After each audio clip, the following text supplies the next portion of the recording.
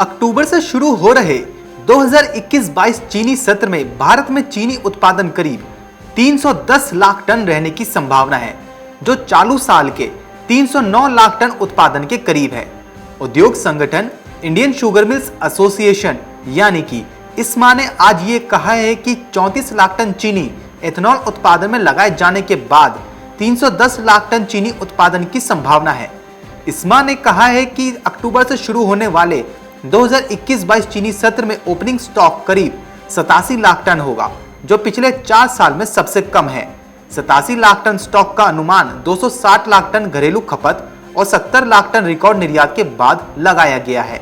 हालांकि opening stock चालू साल की तुलना में 20 लाख टन कम रहने की संभावना है, लेकिन ये 40 से 45 लाख टन आदर्श ओपनिंग स्टॉक की तुलना में बहुत ज्यादा है, जो 2 महीने की खपत के बराबर होता है। आपको बता दें कि इस्मा के अनुमान के मुताबिक चीनी सत्र 2021-22 में उत्तर प्रदेश में चीनी उत्पादन 119 लाख टन, जबकि महाराष्ट्र में 121 लाख टन, कर्नाटक में 48.7 लाख टन रहने की संभावना है। देश के कुल चीनी उत्पादन में अन्य राज्यों की हिस्सेदारी 54.6 लाख टन रह सकती है।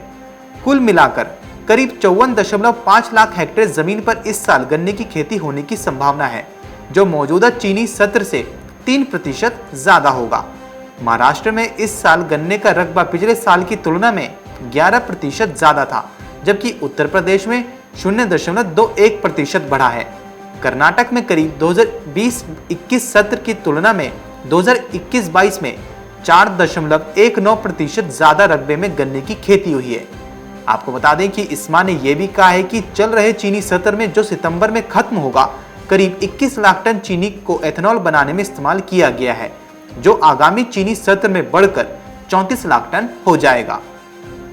इस्मा के अनुसार 2021-22 में 10% एथेनॉल मिलाने का लक्ष्य हासिल होने की उम्मीद है। ऐसे में करीब 4.5 अरब लीटर एथेनॉल की जरूरत होगी, जो 2020-21 की आपूर्ति से करीब 1.17 अरब लीटर ज्यादा होगा। अगर 1.17 अरब लीटर अतिरिक्त आपूर्ति के हिसाब से देखें तो पिछले साल की तुलना में करीब 13 लाख टन ज्यादा चीनी का डाइवर्जन होगा। इसका मतलब यह है कि अगले सत्र में एथेनॉल के लिए 34 लाख टन चीनी भेजी जाएगी, और अगर ये चीनी एथेनॉल के लिए नहीं भेजी जाती है तो इससे अतिरिक्त उत्पादन और ज्यादा बढ़ जाएगा।